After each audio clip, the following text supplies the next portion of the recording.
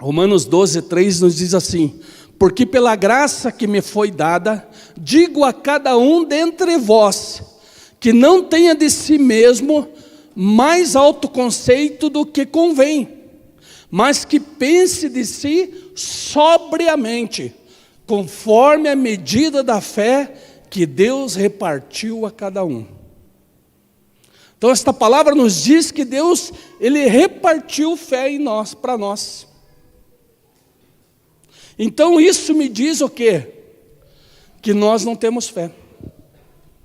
Quando nós éramos do mundo, antes de nós aceitarmos Jesus, nós não tínhamos fé. Quando eu andava do mundo, a gente falava de sorte, né? E eu era uma pessoa que não tinha fé e não tinha sorte também. Não tinha fé e não tinha sorte. E tem pessoas que dizem assim: eu sou sortudo. Eu aprendi uma coisa: eu realmente não tenho sorte, continuo não tendo sorte. Mas uma coisa mudou em minha vida: eu sou abençoado. Eu não tenho mais sorte, eu sou abençoado. E eu sou tão abençoado que eu creio que até quando as coisas ruins acontecem para mim, eu estou sendo abençoado ali. Porque eu entendi o que Deus quis falar comigo através da vida de José. Então as coisas ruins, quando alguém é abençoado, ela serve para abençoar mais ainda. Ela vai levar para um novo nível. Então nós temos que acreditar nisso. Então, segundo esse texto, nós podemos entender que a fé, ela não pertence à terra. Porque as pessoas que são do mundo, que são da terra, elas não têm fé.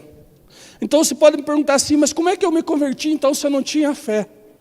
Por que você se converteu? Porque você ouviu uma palavra, e a Bíblia nos diz que a fé vem pelo ouvir, e ouvir pela palavra de Deus.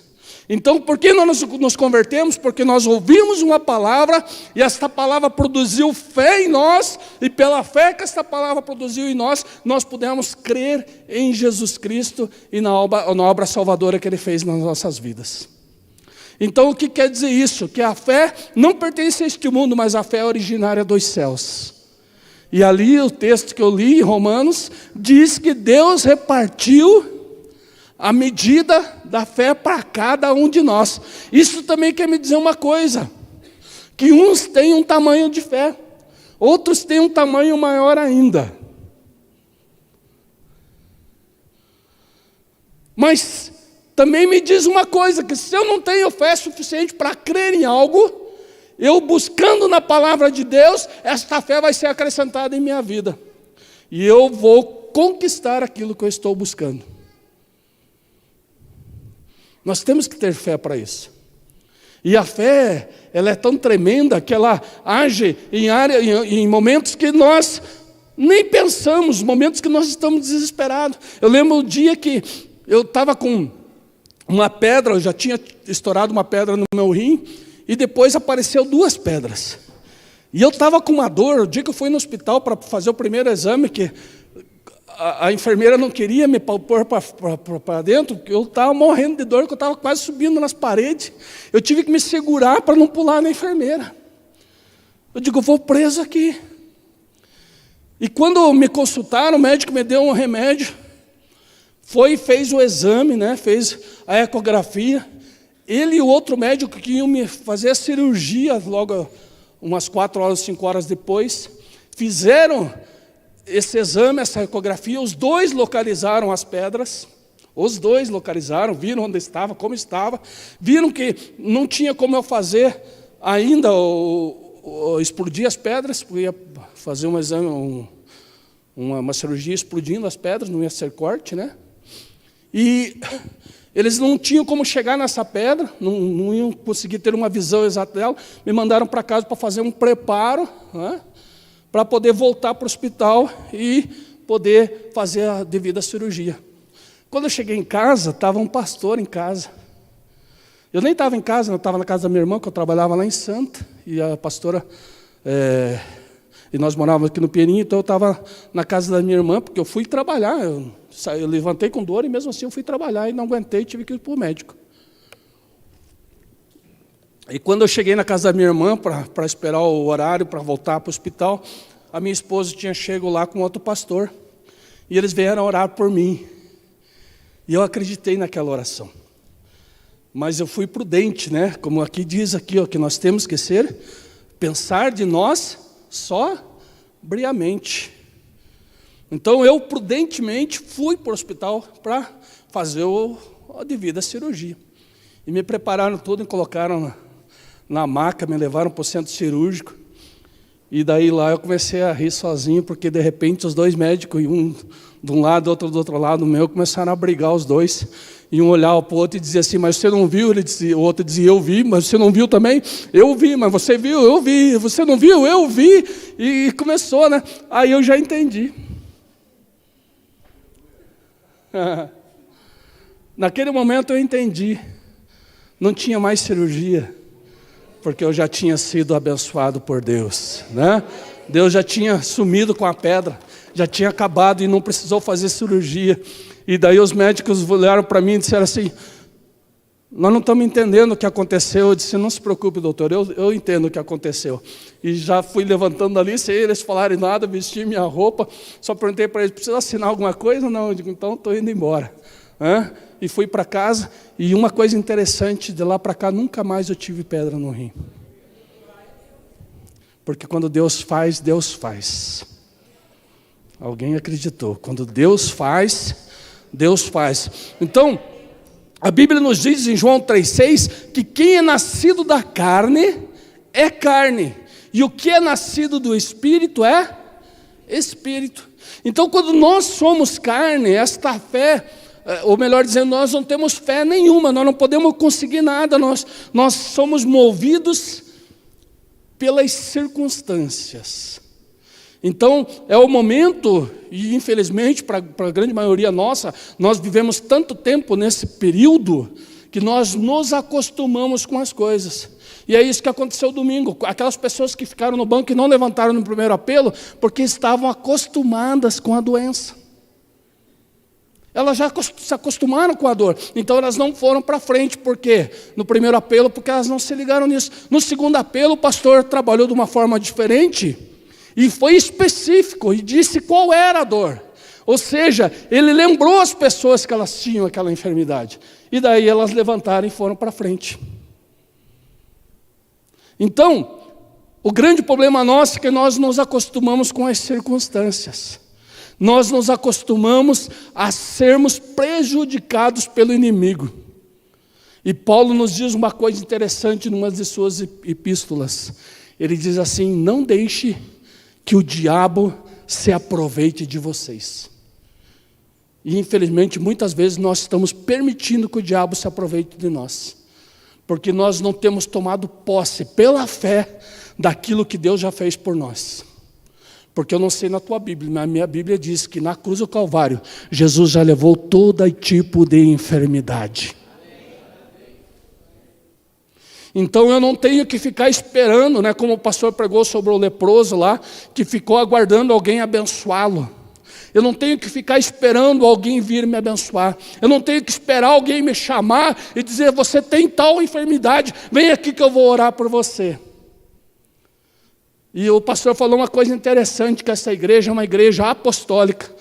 Não é verdade? Não foi isso que ele falou? Essa igreja é uma igreja apostólica. Uma coisa que ele quase errou, né?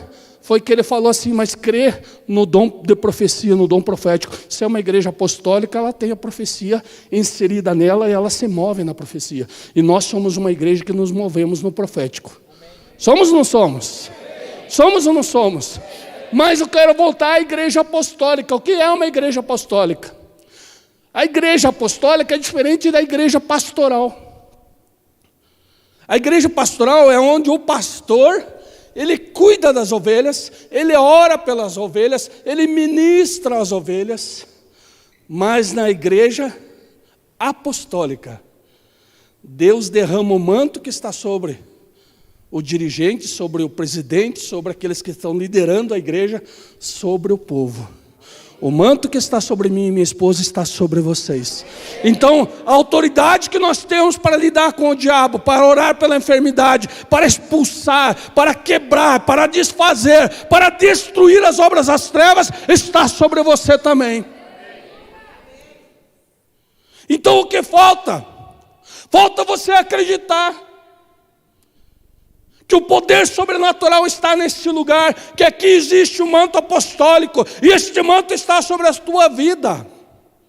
E não é o momento que você está vindo buscar oração, mas este é o tempo de você estar orando pelas pessoas, de você estar abençoando as pessoas, de você estar ministrando as pessoas, de você estar ganhando os teus vizinhos, os teus amigos, o teu parente, a tua família. Sabe por que essa igreja tem bancos vazios? Porque você não se levantou ainda para começar a falar de Deus. E gente, vou dizer uma coisa para você, a coisa está facinho. Está facinho. Às vezes não precisa você falar, as pessoas começam a te perguntar. Eu já fui em vários lugares que eu chego e sento, e quando as pessoas começam a notar alguma coisa diferente, elas só perguntam: você é evangélico? Eu digo assim, não, eu não sou evangélico. Eu sou filho de Deus. Mas também sou pastor de uma igreja. Meu Deus, a pessoa já começa a pedir oração, começa a entregar a vida, começa a contar as coisas. É só pegar e abençoar, e orar, e declarar ela, e fazer ela aceitar Jesus, gente. Você está perdendo tempo de ganhar a tua família. Você está perdendo tempo de ganhar teus amigos, de falar quem você é. Essa igreja não é uma igreja que tem que ficar de boca fechada, porque o poder sobrenatural está na sua boca. Alguém acreditou? O poder sobrenatural de Deus está sobre a sua boca. Então entenda isso. No momento que nós aceitamos Jesus, no momento que nós fomos batizados, você já foi batizado? Então neste momento, você já recebeu uma porção de fé, porque Deus não nos deixa ficar envergonhados em lugar nenhum. No momento que você aceitou Jesus, você já se batizou, Deus já encheu você de fé. Deus já colocou uma fé para você começar a tua caminhada. Mas é que nem um carro, quando você compra o carro e ele vem com determinada quantidade de combustível dentro do tanque. Você não tem que parar no posto e abastecer? Tem sim. Temos que parar no posto e abastecer. E qual é o posto dos filhos de Deus? Está aqui, ó. É joelho no chão, é estudo da palavra de Deus, é ler a Bíblia, mas não leia a Bíblia como um livro qualquer, porque a Bíblia não é um livro qualquer, porque se esta Bíblia mudou a minha vida, me fez eu ser outra pessoa da quem eu era, ela não é uma palavra qualquer, ela é viva. E sabe por que eu digo isso com fé? Porque quando foram me pregar as primeiras vezes, eu dizia para a pessoa, essa sua Bíblia, ela é papel, e papel aceita tudo, tanto é que está até no banheiro. Esta era a minha palavra. Mal sabia eu, né? Que aquilo que eu recusei mudou a minha vida inteira, né? Aquele tempo não era meu tempo ainda, isso eu acredito, porque quando chegou o meu tempo, eu mesmo bêbado aceitei Jesus e fui curado da bebedeira dentro da igreja, sentado no primeiro banco, para nunca mais beber. E não só nunca mais beber, mas uma coisa interessante, eu nunca deixei de vir à casa de Deus quando tinha algum trabalho. As portas da igreja nunca que estavam abertas, eu não entrei dentro dela. Mesmo quando estamos em viagem, a gente vai procurar uma igreja, porque a gente tem sede de Deus. Eu vou te dar alguns requisitos daquele que tem fé realmente em Deus. Então, quando nascemos de novo, nesse momento, nós recebemos uma fé. E esta fé, ela não veio de um homem. Por isso eu te digo, quando alguém chamar você para orar, não olhe para a pessoa que vai orar por você. Não olhe para aquela pessoa. Eu lembro de um testemunho de um pastor, amigo nosso, que ele tinha uma igreja no interior, e ele deu anos para ganhar o prefeito Foi tempos tentando trazer o prefeito dentro da igreja, ele nunca conseguiu. E um dia ele tinha um irmãozinho que era o irmãozinho aleluia da igreja. E ele só sabia falar aleluia, glória a Deus, aleluia, glória a Deus, aleluia, glória a Deus. E aquele dia o pastor resolveu, né, por uma direção de Deus, de chamar o irmãozinho e dizer para o irmãozinho: eu vou te dar uma oportunidade. E você vai pregar essa noite. E quando ele chama o irmãozinho que pega o microfone, né? O irmãozinho pega o microfone lá no púlpito. Quem entra na igreja? O prefeito da cidade. E o pastor entrou em desespero, ele disse: o que eu faço? Toma o microfone desse homem, mas eu vou ficar mal com a minha igreja. Vou ficar mal com esse irmãozinho que ele é tão cheio de Deus, que eu vou ficar mal com ele. O que eu faço? E ficou naquele dilema e não sabia o que fazer, e deixou a coisa rolar. O irmão pegou a palavra e ele pregou assim: aleluia, glória a Deus. Aleluia, glória a Deus. Aleluia, glória a Deus. E a palavra dele, todo o tempo que ele ficou lá, não sei quanto tempo foi isso, mas foi aleluia e glória a Deus. Quando ele entregou, que ele encerrou a palavra, o pastor resolveu olhar para o prefeito e pedir perdão para o prefeito, dizendo: poxa, eu não sabia que o senhor vinha aqui, por isso, né? O irmãozinho aqui, nós estamos preparando ele para o ministério e tal. Ele olha para o prefeito está chorando. E ele pergunta para o prefeito: o senhor está passando algum problema? O prefeito disse: não. Ele disse: o que aconteceu aqui é que eu vi um homem de uma tremenda fé, que o meu espírito não aguentou, e se entregou para a fé deste homem. Porque talvez se ele pregasse a maior mensagem que fosse pregada em cima de um púlpito, não teria me tocado tanto quanto estas simples palavras desse homem. Então nós não podemos olhar para o vaso e nem para o que está acontecendo. Nós não podemos olhar para as circunstâncias, para as coisas que nós medimos, nós temos a nossa régua de medir. Eu tenho uma outra palavra sobre fé, que eu uso a vida de Abraão. E Abraão é um homem interessante, porque a Bíblia diz que Abraão, como a Stephanie e o Davi, né, na esperança ou na desesperança, eles se encheram de esperança, porque Deus prometeu a eles, né, e prometeu a Abraão que ele seria pai de multidões, não é isso? Pai de multidões. Mudou o nome dele para quê? Pai de multidões. Talvez Deus tenha posto esse nome para ele realmente acreditar, mas eu acredito que não, porque o homem era cheio de fé, gente. Porque ele com 90 anos acreditar, né, com 100 anos, melhor ainda, com 100 anos, né, acreditar que a sua esposa com 90 poderia lhe dar um filho, este homem tinha uma fé absurda.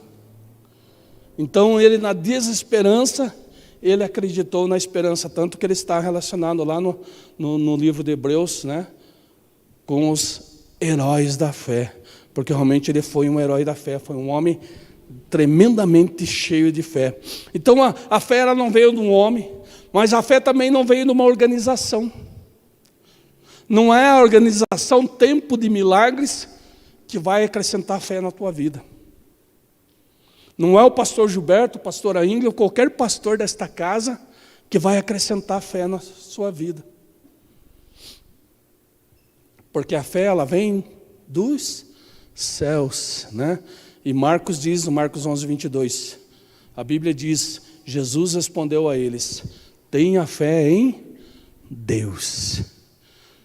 E esse capítulo é interessante porque foi traduzido para nós: tenha fé em Deus. Mas no original diz lá: tenha a fé de Deus.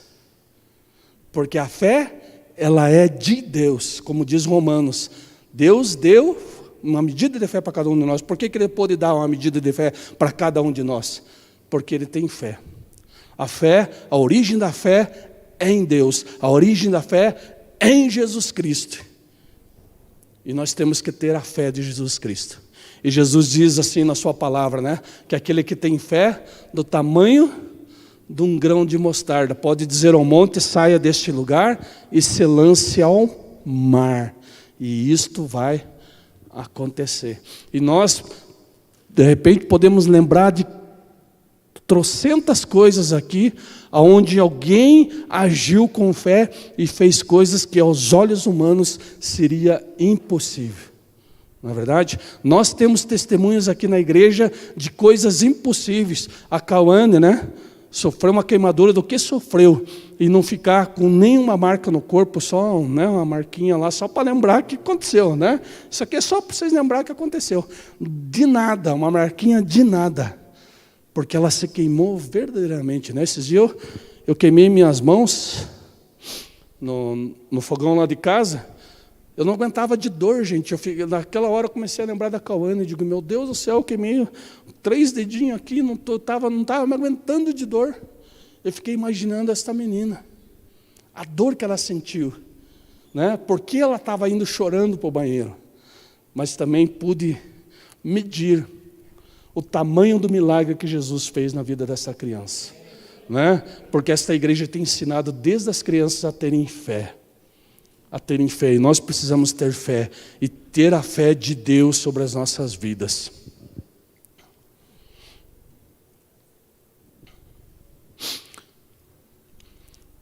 Você e eu, nós não temos a habilidade inata em nós de acreditar em nada.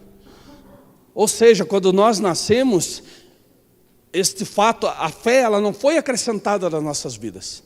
Ela não foi inserida em nós. Tem algumas pessoas que elas conseguem ir para frente e vão avançando. Mas eu te garanto, né? Por que existe o medo? Muitas pessoas dizem assim, eu tenho coragem, mas ao mesmo tempo eu tenho medo. Mas não é que ela tem fé para avançar. Ela acredita nela mesma que ela pode, ela tem alguma coisa dentro dela que faz ela ir, que ela acredita que ela consegue ir. Mas a fé é diferente disso. Porque a fé diz lá em Romanos 11:1, que ela vem, né, que a fé é o firme fundamento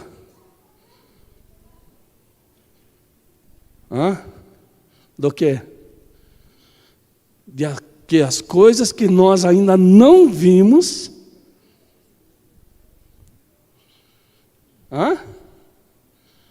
já existem. Então a fé, a diferença da fé por avançar em algumas coisas, é que a fé, ela avança onde ela não viu nada. Por isso que eu falo de Abraão. Abraão, quando teve o seu chamado, e talvez muitos de nós aqui, se tivéssemos o chamado de Abraão na nossa vida, nós ia dizer para Deus, que é isso? Tá me tirando por louco, por bobo? Porque Deus tirou ele do bem bom, porque ele morava na casa do seu pai era um empresário da época, ele morava talvez no lugar mais próximo, próspero da sua região, talvez ele, né, comia picanha todos os dias, estava enjoado de picanha já, e Deus disse para ele, larga tudo isso e vai para um lugar que eu ainda vou te mostrar, ou seja, saia errante, saia sem saber, sem ter direção. E esse homem teve a capacidade de ir, teve a capacidade de acreditar neste chamado, E muitas vezes Deus entrega uma palavra e diz, vá lá e fale para ciclano isso. Esses dias me perguntaram, pastor, como é que eu faço? Eu tenho vergonha de falar. Eu digo, você tem vergonha ou tem medo? Porque, de repente, vem uma palavra para a gente dizer para alguém, a gente fica com medo. Poxa, será que está acontecendo isso mesmo com essa pessoa? Será que se eu falar, vai acontecer isso de verdade? E eu disse para esse menino, eu digo, vai e fale, porque a responsabilidade não é tua. Se é Deus que está dizendo, a responsabilidade é dele. Não é você que vai fazer acontecer, é Deus que faz acontecer. Se Deus está te mandando falar algo para alguém, vá lá e fale. Vá lá e fale pela fé. Porque se Deus está mandando, Ele tem responsabilidade com isso. E é Ele que vai fazer. Né? Porque nós não podemos nos sentir orgulhosos de quando Deus nos diz algo e nós falamos para aquela pessoa e resolvemos a vida daquela pessoa. E aí, muitas vezes, as pessoas ficam se achando, eu sou eu grande, né? Só que tem uma, gente. Isso é um dom. E a Bíblia diz que todos os dons pertencem ao Espírito Santo. Então, por que nós somos usados nos dons? Porque o Espírito Santo está em nós. Se a Ele pertence todos os dons, a Bíblia diz categoricamente que Ele está dentro de nós. Se Ele está dentro de nós, eu tenho em mim tudo o que eu preciso. Você tem em você tudo o que você precisa. Você tem o Espírito Santo? Então tem em você tudo o que você precisa. Você tem o Espírito Santo? O dom da profecia está aí. Você tem o Espírito Santo? O dom da cura está aí. Você tem o Espírito Santo? O dom da palavra está aí. Você tem o Espírito Santo? Os dons do Espírito Santo estão aí. Nós precisamos acreditar nisso. Sabe, gente? Nós temos uma bomba atômica dentro de nós e nós não acreditamos nisso. E estamos levando a espoletinha do inimigo na nossa vida e ele está dando risada da nossa cara. Sabia que aquele que pertence a Deus, o inimigo não toca nem quando está morto? Ele não toca. Não toca. A pessoa, quando acredita em Deus, coisas extraordinárias acontecem na vida dela. Hoje morreu uma pessoa extraordinária. Eu estava meditando um pouquinho sobre a vida dela, né? A rainha Elizabeth. Essa mulher, ela reinou por 70 anos. Talvez, porque eu não pesquisei isso, né? Mas talvez seja o maior reinado da história da humanidade. Seja a pessoa que mais tempo reinou.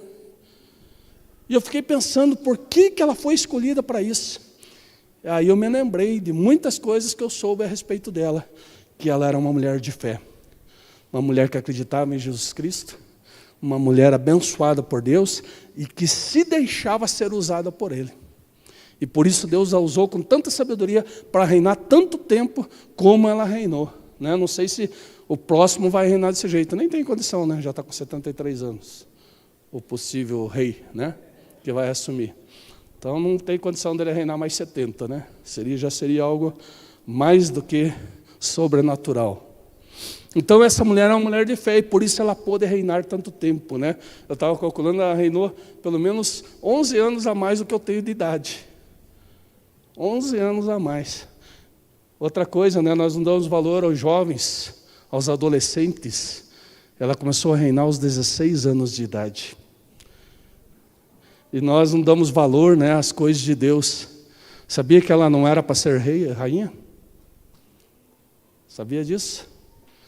Quem era para ser rei, quem ia ser colocado como rei, desistiu do reinado para poder casar com uma plebeia.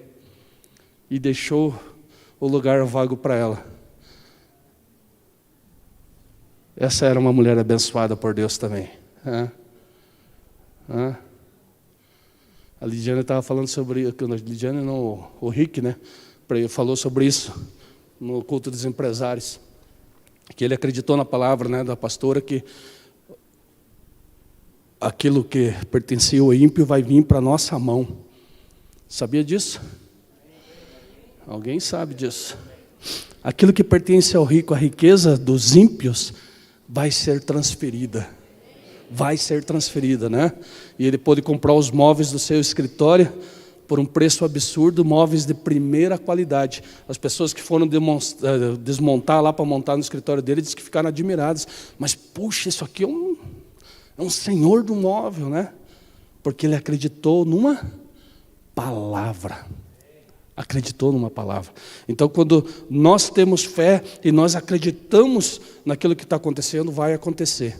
E eu creio nisso, que muitas pessoas aqui vão ser abençoadas por outras e não vão ter...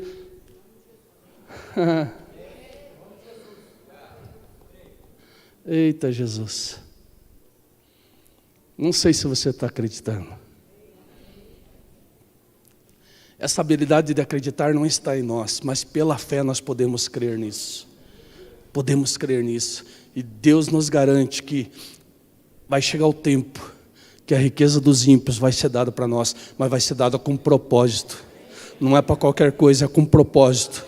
Quando Deus te der, é com propósito. Se Deus tem abençoado, Deus tem um propósito com a tua vida. E o propósito é que a sua palavra, né, a sua obra seja sustentada por você.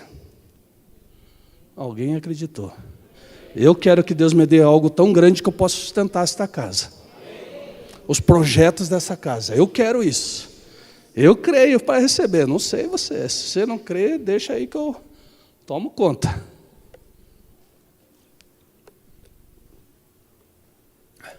Então, o que acontece com o velho homem? O velho homem não tem fé. O velho homem só duvida. Ele duvida de tudo que falam para ele. Né? Como quando vieram me pregar sobre a Bíblia, eu duvidei, porque eu não tinha fé para acreditar na Bíblia. Eu não tinha fé.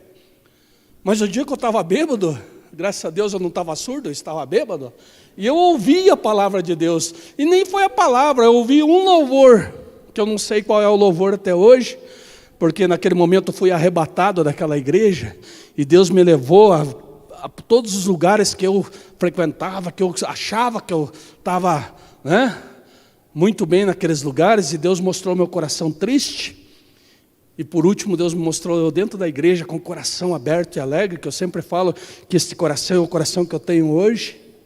Não é o coração do dia que eu aceitei Jesus, porque o dia que eu aceitei Jesus ainda tinha muita coisa suja aqui dentro, né? Mas é o coração que eu tinha hoje, Deus me mostrou. O dia de hoje Deus me mostrou. E no momento que eu voltei a mim, eu tinha bebido o dia inteiro, gente, o dia inteiro. Eu saí de casa para trabalhar, trabalhei o dia inteiro, mas trabalhamos, né, nós em 5, com um garrafão de 5 litros de vinho. Acabou o vinho, nós fomos comprar cerveja, acabou a cerveja, nós fomos para o bar. E eu ia cortar o cabelo, quando naquele tempo as barbearias fechavam 6 horas, eu me desesperei, faltava 5 para as 6. Eu estava dentro do bar, eu digo, meu Deus do céu, eu tenho que cortar o cabelo. Já não estava bem no casamento, né? Eu vou chegar em casa e estou separado. E graças a Deus eu achei uma barbearia, não sei como ficou o corte. Mas achei uma barbearia, né? Corri para casa, minha esposa não estava em casa. Estava na casa da prima, que não é convertida até hoje, e ela não quis nem me receber. A prima que veio me receber no portão, e a pedra clamou na minha vida, né? E me levou para dentro da igreja, porque ela não é convertida até hoje. Mas ela foi usada por Deus para me levar para dentro da igreja. E lá dentro da igreja eu tive essa visão, e quando voltei não tinha uma gota de álcool mais no meu sangue, nunca mais bebi. Eu fiquei bêbado mais uma vez, sem beber. Meu cunhado, o falecido Eduardo, me pediu uma caipirinha, que ele gostava da caipirinha que eu fazia, e eu fiz a caipirinha, a maneira com que eu sabia se estava bom de açúcar, né, a caipirinha era pelo cheiro. E eu fui cheirar para ver se estava bom de açúcar. E quando eu cheirei, eu fiquei bêbado por 2 dias. Por cheirar, né? Deus me mostrando que aquilo nunca mais era para mim, né? Não servia mais para mim. Não era para mim nem olhar mais para aquilo. Por 2 dias eu fiquei bêbado. E ainda por azar meu, né? Depois de 2 horas que aconteceu isso, chega um pastor na minha casa. O pastor da igreja chega em casa. E me pega eu lá dentro do banheiro, com a cara dentro do vaso, né? Chamando o Hugo. Por 2 dias, mesmo que ele orou por mim, eu fiquei por 2 dias naquela situação. Mas não bebi e nunca mais bebi, né? Para a glória de Deus. Então, quando você era do mundo, você era a velha criatura, você não tinha fé, você não podia crer. Você não podia acreditar nas coisas, porque você era o velho homem. E o velho homem, ele só duvida. Ele duvida de tudo. Até mesmo quando você conta alguma coisa para ele, não adianta você ir lá fora e testemunhar por velho homem. Você tem que levar a palavra de Deus, ministrar a palavra nele, porque a Bíblia diz que é pela palavra que a fé entra em nós. A não ser que o teu testemunho venha inserido com a palavra de Deus, né? Você use a palavra e o testemunho para tocar essa pessoa. Aí ela vai receber. Por que isso? Porque quando nós somos do mundo, nós duvidamos de tudo. É a nossa natureza é isso. Agora, quando nós nascemos de novo, a Bíblia diz que nós não pertencemos mais ao velho homem, né? Coríntios 5,17, o que ele diz? Que uma vez em Cristo, nós somos uma nova. Você é uma nova criatura? Você é uma nova criatura? Se você é uma nova criatura, as coisas têm que ter mudado na tua vida. Se você é uma nova criatura, as coisas velhas não têm mais poder sobre você. Quem é uma nova criatura, a droga não tem mais poder, o pecado não tem mais poder, a pornografia não tem mais poder, não tem nada que tenha mais poder sobre a sua vida. Por quê? Você é uma nova criatura. Eis que as coisas se passaram. Tudo se fez novo. Tudo se fez novo. E a partir daí, nós começamos a ter fé nas coisas, e esta fé, né, que não é nossa, é uma fé que vem dos céus. E o que eu quero dizer assim, que esta fé não é uma coisa normal, mas é algo sobrenatural. E esta igreja é movida pelo sobrenatural, porque é uma igreja de fé. E eu sei que grandes coisas ainda acontecerão neste lugar. Famílias serão tocadas, serão transformadas, serão ganhas. Pessoas com doenças incuráveis serão curadas.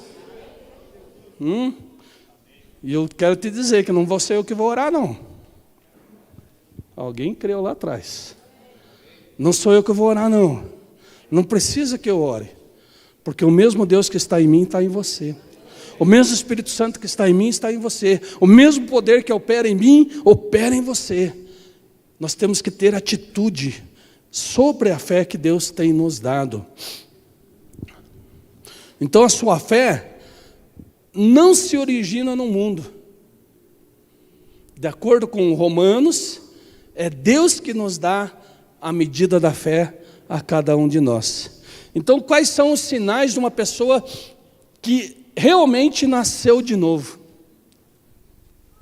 Será que você nasceu de novo?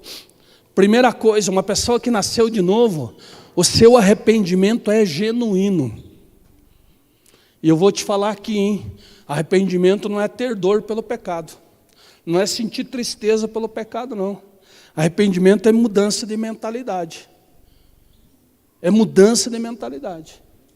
É deixar de acreditar nas coisas velhas e começar a acreditar nas coisas novas. Porque antes eu acreditava na maldade do mundo. E eu queria ser mais mal que o mundo. E eu estava me preparando para isso. Mas quando eu encontrei o amor, a minha mentalidade mudou. E o amor entrou na minha mentalidade. E eu comecei a entender que agora a maldade do mundo não tinha mais poder. Mas o que tinha poder é o que estava em mim. E eu comecei a amar o mundo. Com 6 anos de igreja, nós nos tornamos pastor. 6 anos de igreja. Nós já éramos pastor de igreja. 6 anos de convertido. Nós já tínhamos uma igreja. Nós já pregávamos a palavra de Deus. Para a pastora foi fácil, para mim foi difícil, né? Pastor, Deus teve que me ameaçar, né? Por 3 vezes ele disse, ou você abre a tua boca, ou eu vou te matar. Porque eu não abria a boca, não falava, não conversava. Meu Deus do céu, falar da Bíblia. E sempre gostei de estudar, sempre estudei a Bíblia. Mas não abria a palavra, não abria a boca. Deus mandou o recado a primeira, mandou o recado na segunda, na terceira ele veio pessoalmente e falou comigo. Dentro da igreja, sentado na frente ali, Deus falou comigo audivelmente. Eu procurei para ver quem estava do meu lado, não tinha ninguém do meu lado. E Deus me falou, ou você abre a tua boca, ou eu te mato. Foi essas palavras, né? Deus não foi mansinho, não. Vou te matar. Porque era aquilo que eu gostava. Eu me preparava para ser um matador de aluguel. Não era alugar casa, né, como alguns pensaram, e não pagar. Uma vez eu preguei um testemunho na igreja, a pessoa veio perguntar, o pastor queria alugar casa e não queria pagar? Né? Eu queria ser um matador de aluguel, eu queria ser um vingador dos oprimidos e fracos, né, e me tornar mais mal que o mundo. Mas, né, Deus me tornou um matador, mas hoje eu sou um matador das obras do diabo.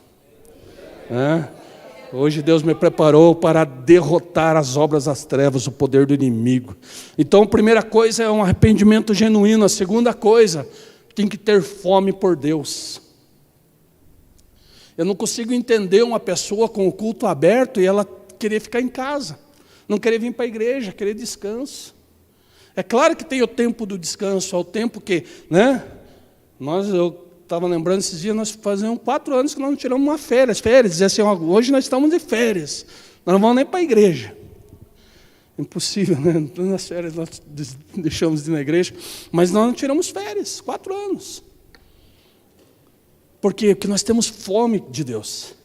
Nós temos fome todo tempo, né? Todo tempo nós estamos em casa cantando hino. Você entra numa peça, tem um cantando uma coisa, entra na outra, outro está cantando outra coisa, daqui a pouco um está falando sobre alguma coisa de Deus, outro está ouvindo uma palavra, outro está ouvindo... É uma coisa louca lá em casa. Mas aquela casa foi consagrada para Deus, né? Tem que ser desse jeito. Então tem que ter fome por Deus. A pessoa que é verdadeiramente, né, uma pessoa nova, ela tem fome de Deus. A terceira coisa, mudança e transformação tem que acontecer na vida da pessoa. Coríntios 5,17 1 Coríntios 5,17 tem que ser verdadeiro na vida da pessoa. Ela tem que mudar, ela tem que ser transformada. 4, a pessoa tem que ter ódio. Ódio pelo pecado.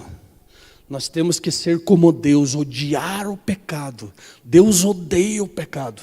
Deus não odeia o pecador, mas Ele odeia o pecado, gente. E nós temos que odiar o pecado, porque o pecado é a raiz de todo o mal que acontece com uma pessoa. O pecado é aquilo que põe a pessoa para baixo, é aquilo que leva a pessoa à derrota, é aquilo que leva a pessoa ao sofrimento. Então nós temos que odiar o pecado.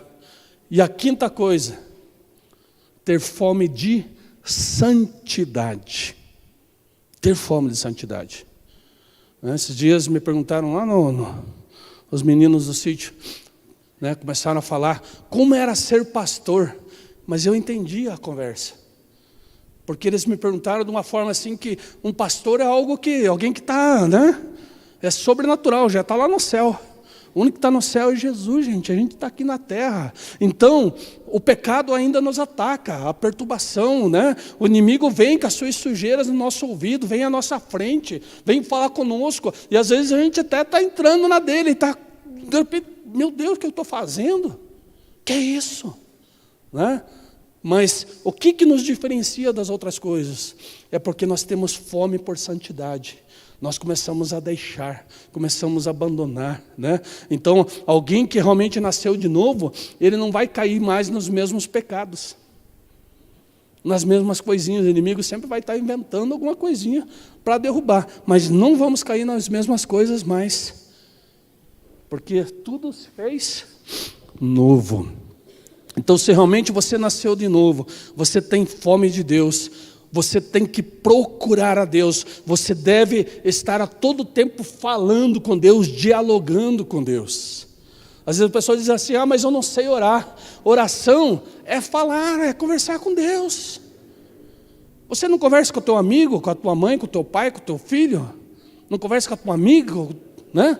Não conversa com os teus vizinhos, com o teu patrão, com o teu funcionário, com o teu cliente? Da mesma forma, nós temos que conversar com Deus. E temos que ser naturais com Ele. O grande problema é que nós queremos ser pomposo com Deus, falar difícil, né? E daí a nossa oração não passa de uma palavra. Não passa de uma palavra. Comece a falar do jeito que você fala, do jeito que você conversa com as pessoas. Fale com Deus.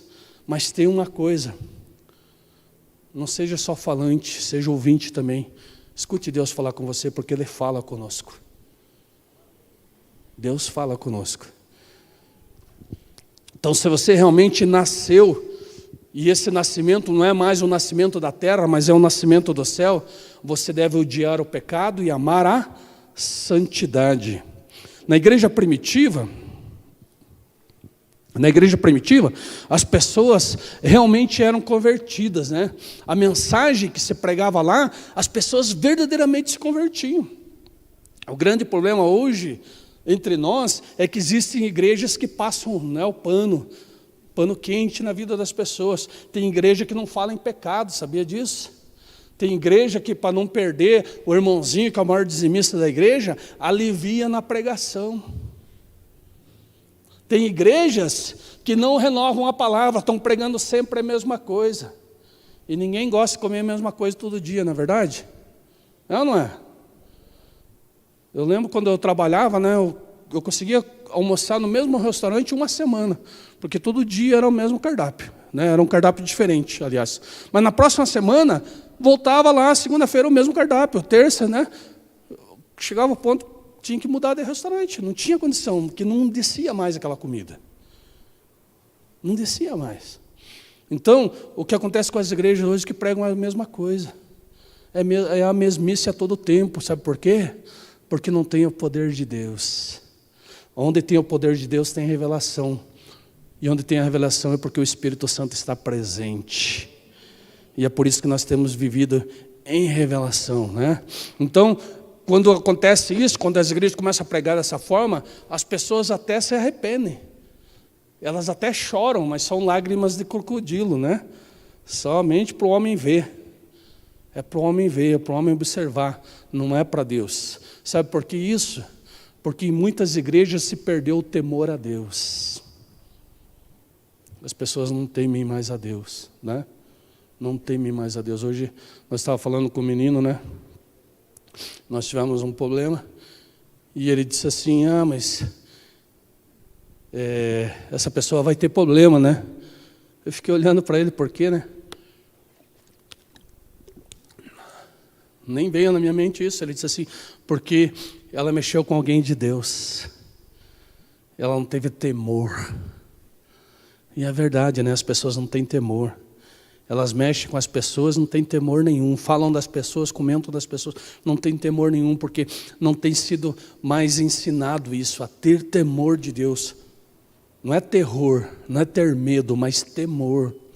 Saber quem Deus é. E Ele é quem Ele é, gente. Ele é quem Ele é. Quando Moisés foi chamado por Ele, Moisés pergunta para ele, Senhor, mas como eu vou lá aos egípcios e falo para eles quem me mandou? E ele disse assim, somente diga para eles que eu sou quem eu sou. E às vezes Deus diz isso para nós. Não, quem é o Senhor na nossa vida? Eu sou quem eu sou. O que Deus é na tua vida? Deus é a solução do teu problema.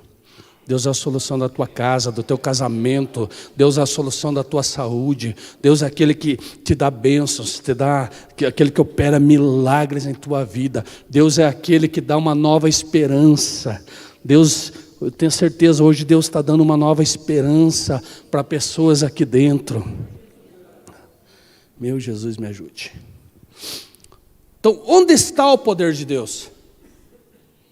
Onde está o fruto do arrependimento dessas pessoas? Aonde está a fome de Deus dessas pessoas que simplesmente, né, fazem um showzinho ali, não muda nada? As pessoas muitas vezes dizem assim, eu amo Jesus. Eu amo Jesus. Eu amo Jesus. Beleza, mas o que isso mudou a sua vida?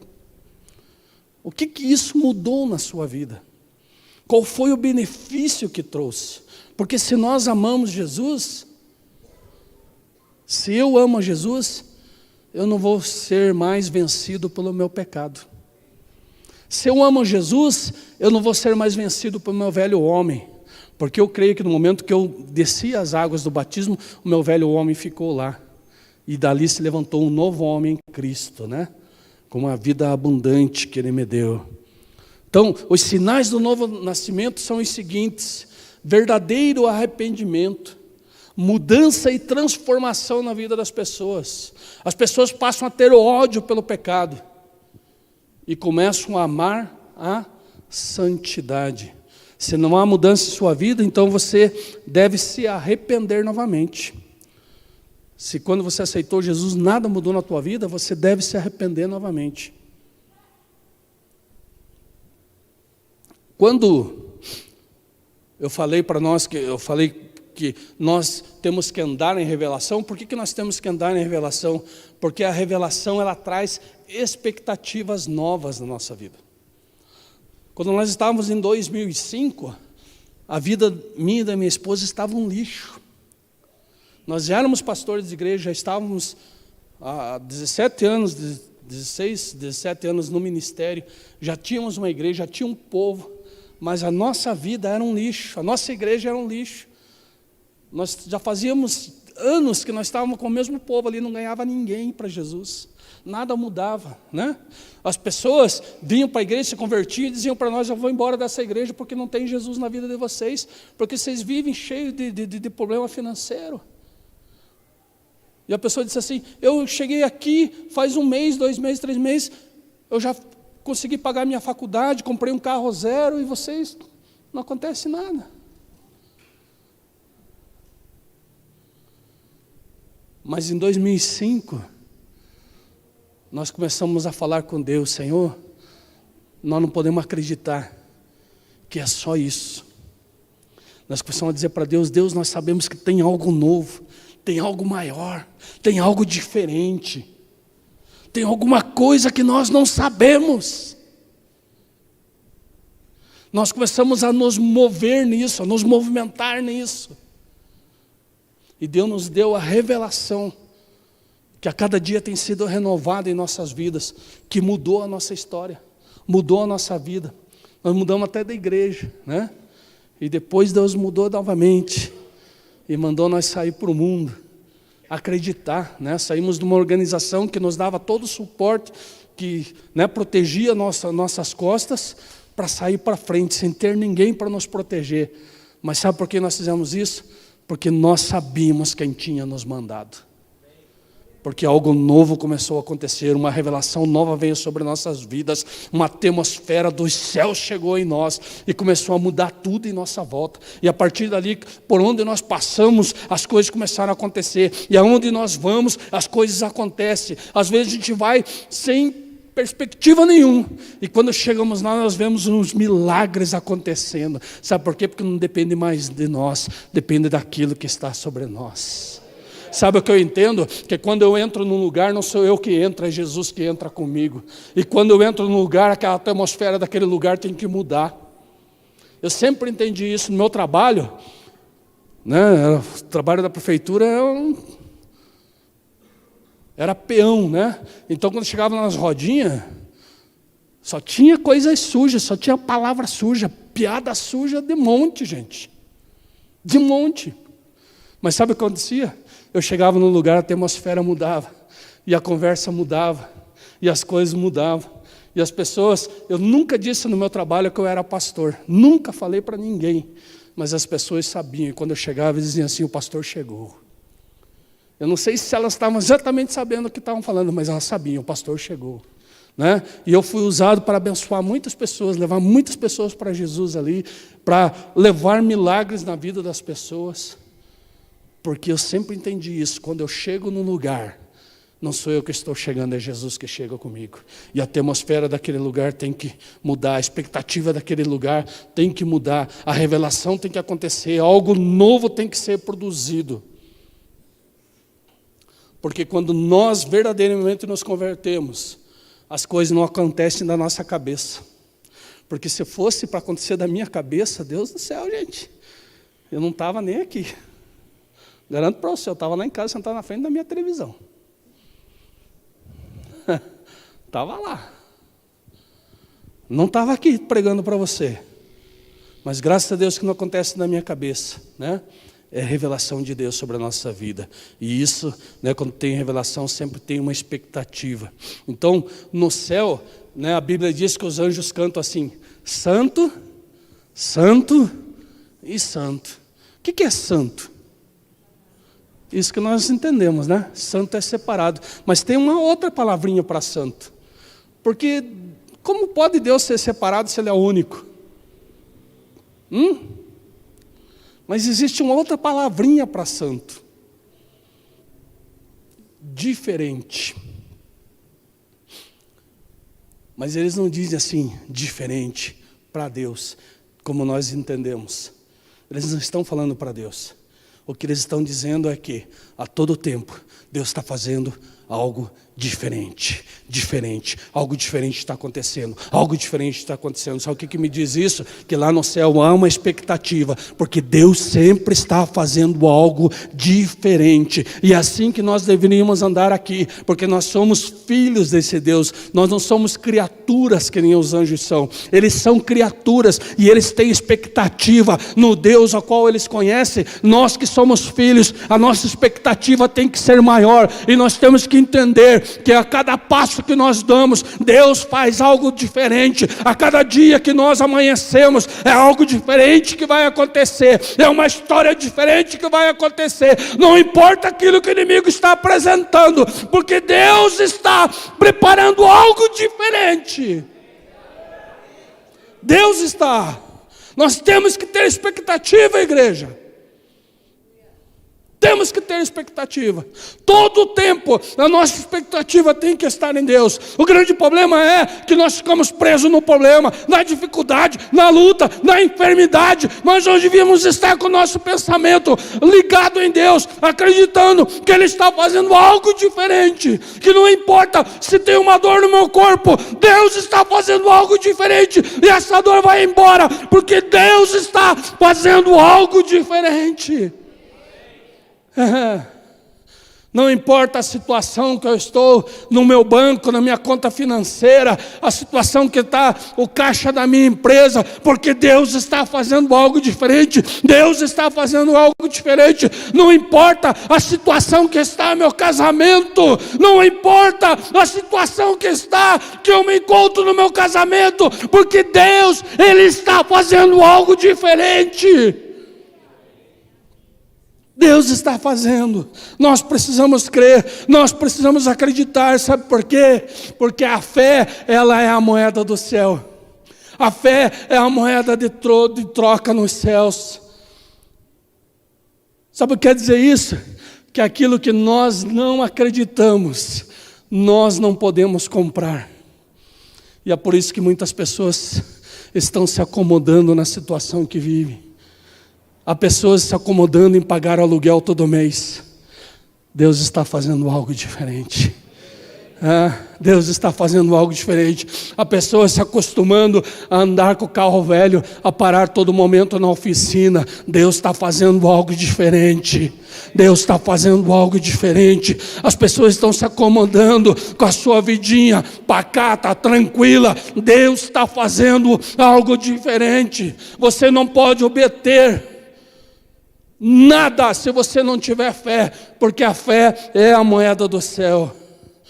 Sabe o que quer dizer isso?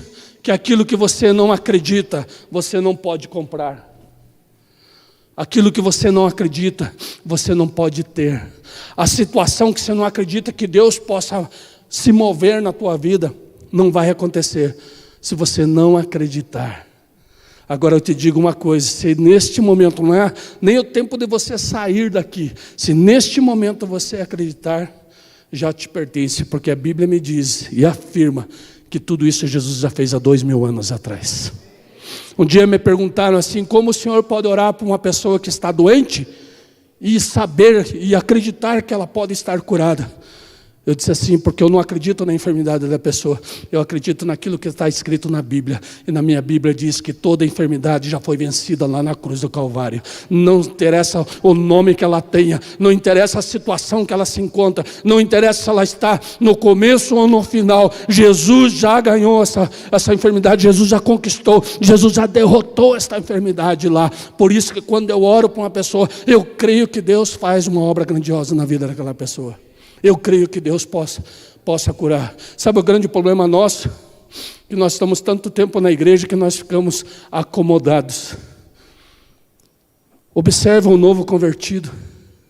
O novo convertido dentro da igreja, que ele se converteu há pouco tempo. Se chegar um cego, você perguntar para ele se acredita que Deus pode abrir os olhos desse cego, ele vai dizer com firmeza, sim, eu acredito. Agora aquele crente de 20 anos, 15 anos, 30 anos de igreja, ele vai dar 80 desculpas para responder, né? Porque ele já não consegue acreditar. Um dia as pessoas começaram a questionar, num lugar onde nós estávamos, Por que o novo convertido chega e começa a ganhar tudo que ele precisa? Tudo que ele precisa começa a ganhar. Sabe por quê? Porque a Bíblia me diz que para nós, que já não somos mais novos convertidos, há uma mesa preparada diante dos nossos inimigos.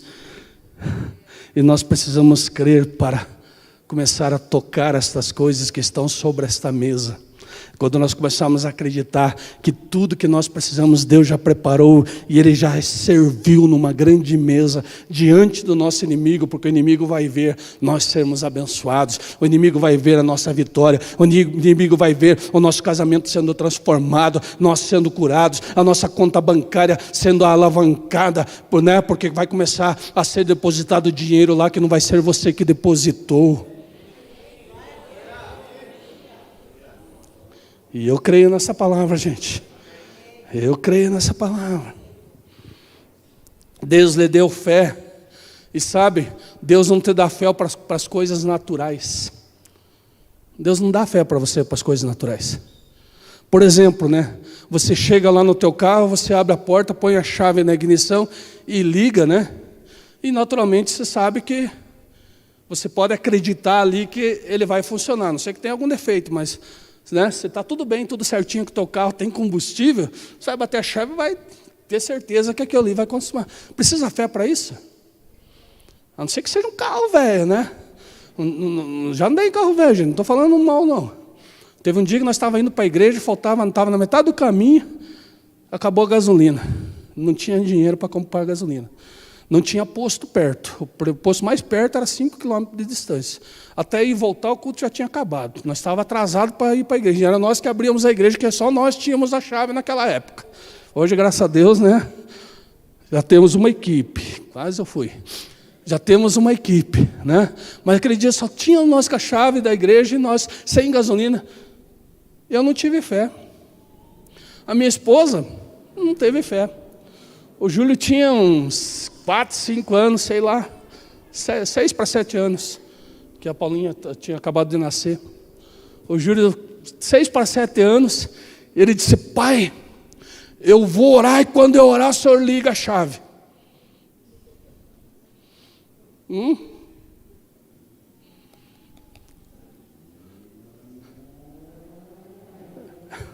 Eu acredito no ministério das crianças, né?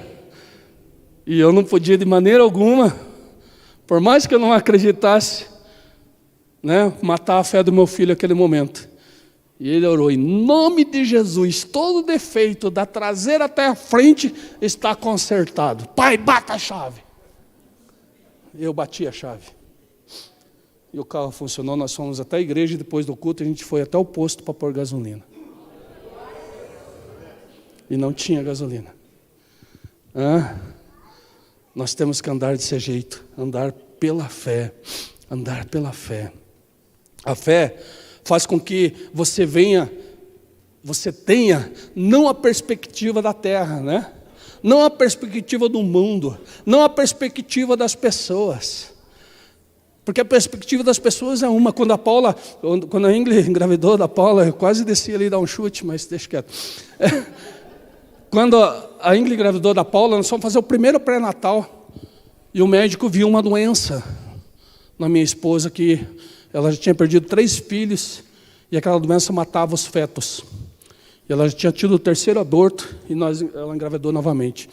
E daí o médico começou ali: olha, essa criança, se nascer, vai nascer cega, vai nascer sem cérebro, vai nascer desse jeito, vai nascer daquele jeito, vai nascer assim. Ele ficou 20 minutos falando aquilo. Ele só não usou a palavra porque ele não podia, né? Mas o que ele estava aconselhando nós era sairmos dali e procurarmos fazer um aborto. Era esse o conselho. E naquele tempo, vou confessar para vocês, eu não era convertido, não. Mas o pouco que eu tinha andado já na igreja, não era totalmente convertido, né? Mas o pouco que eu tinha andado na igreja, eu tive fé para isso. E nós saímos da igreja, da igreja do consultório. Quando nós saímos na calçada, eu peguei no braço dela, assim, ela totalmente abalada, né? Porque ela já tinha perdido 3. E eu pus a mão, segurei ela pelo braço e disse assim: Ingrid, quem falou na boca desse médico foi o diabo. E eu escutei o diabo falando: mas Deus é maior que tudo isso. E nós fomos para casa, só voltamos no médico no 8º mês de gravidez, né? E a Paulinha está ali, né? Abençoada, com a voz linda, maravilhosa, né? Porque Deus é maior que todas as coisas. Então, a perspectiva da fé, ela não é do mundo, mas ela é do céu. A fé, ela é sobrenatural. Eu queria que você se colocasse de pé agora.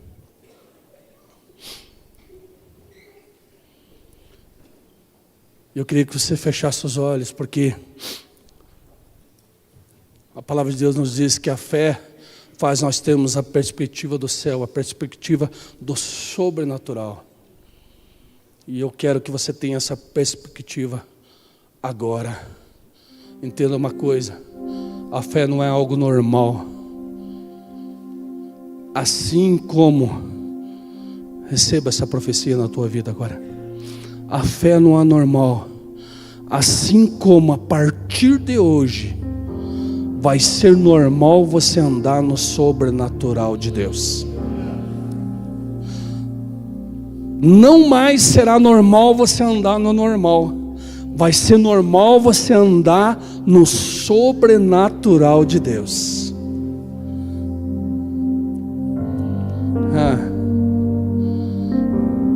Começa a falar com Deus. A perspectiva de Deus para nós, a Bíblia nos diz que para Ele nada é impossível. E eu te pergunto, qual é a nossa perspectiva para com Ele? Qual é a nossa perspectiva para com o céu?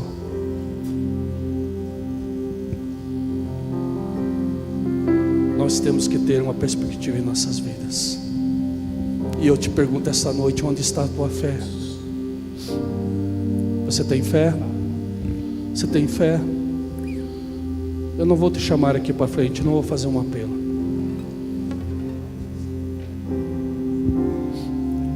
Mas eu vou dizer para você que eu não vou orar por você também agora. Quem vai começar a orar vai ser você. O que eu estou falando para você? Comece a gastar a fé que você tem em você. Comece a gastar a tua fé aí. Gasta a tua fé pela tua casa. Gasta a tua fé pela tua família. Gasta a tua fé pelos teus filhos. Gasta a tua fé pela situação a qual você tem vivido. Gasta a tua fé pela tua situação financeira. Gasta a tua fé agora pela sua empresa. Gasta a tua fé pelos teus projetos. Gasta a tua fé por aquilo que está vindo no teu coração agora.